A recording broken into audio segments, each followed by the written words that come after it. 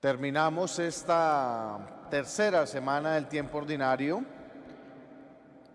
hoy sábado, y la liturgia de cierto modo también nos va haciendo un cierre de esa historia que hemos venido leyendo en la semana de David, quienes por las circunstancias diversas solamente han escuchado la lectura de hoy.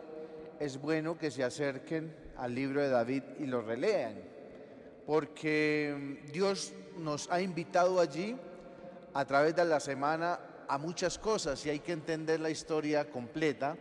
No podemos quedarnos solamente con esa lectura del día de hoy, y es bueno hacer ese ejercicio, conocer y acercarnos un poco a estos textos para mirar muy bien qué ha querido también Dios a través de la liturgia de la palabra en la Eucaristía decirnos esta semana.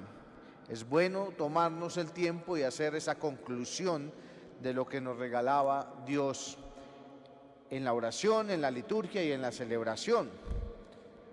Hoy los invito y nos invita Dios a estar siempre atentos, a no desfallecer. El seguimiento a Dios o a Cristo es un seguimiento que lo vamos a escuchar muchas veces, es estar siempre en vela, atentos. Ojo, no se fíen de las fuerzas humanas, hay que estar preparados siempre y vigilantes.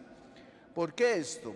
Porque aquel hombre del cual lo exalzábamos la semana pasada por las grandezas y confianza en Dios, estamos hablando de David, ¿verdad?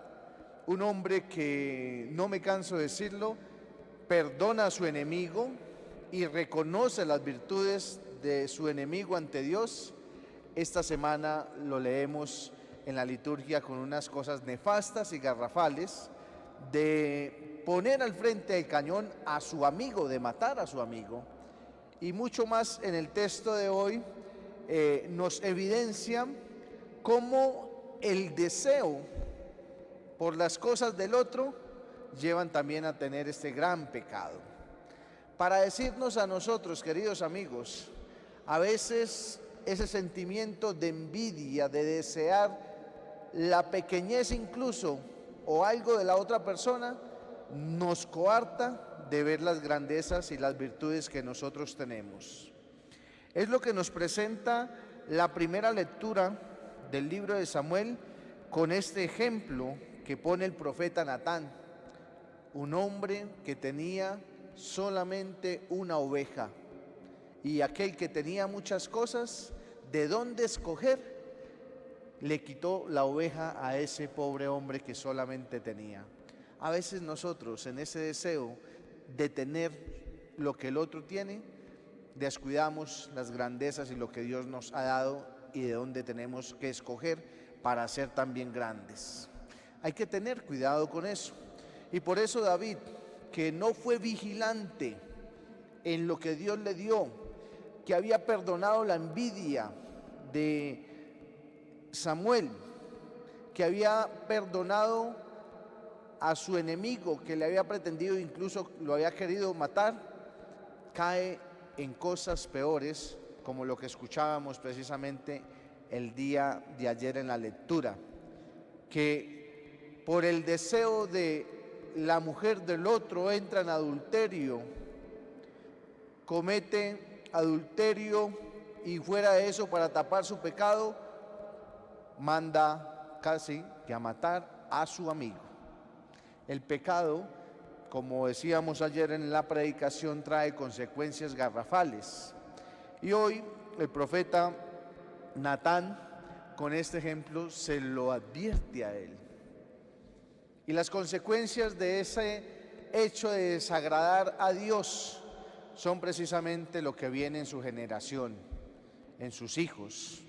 No para decirnos a nosotros que si hacemos mal entonces Dios nos va a castigar, no, pero la consecuencia del pecado siempre va a ser nefasta, va a ser dolorosa, y hay que tenerlo en cuenta, queridos amigos. Alejemos de nosotros los sentimientos de pretender las cosas de los demás, para que podamos descubrir a la luz del estar atentos hacia la gracia de Dios y hacia lo que nos propone, podamos descubrir las grandezas que tenemos nosotros y de dónde podemos escoger. Dios a cada uno de nosotros nos ha dado grandes cosas, a veces las desconocemos por estar mirando para otro lado, por estar mirando lo de los otros. Es lo primero que nosotros en esta liturgia tendríamos que aprender. Dejemos de mirar lo del otro y concentrémonos en lo que Dios nos ha regalado y pongámoslo a producir escogiendo allí lo mejor para dárselo también a los demás. Y el Evangelio precisamente nos muestra eso, en quién debemos confiar y en quién podemos nuestras fuerzas, pues en Jesús. En esa experiencia de estar en la barca en medio del oleaje y de la mar o del mar, ¿verdad? Hay una experiencia del miedo, pero también a la vez de la confianza en quien se pone. El mar representa la maldad y el peligro y hace, como nos lo dice el Evangelio, a estos discípulos y a estos hombres que están allí, sitiados por lo que está sucediendo y desconfiando un poco en el que llevan a la cabeza o en la popa, que es Jesús, se dejan invadir del miedo.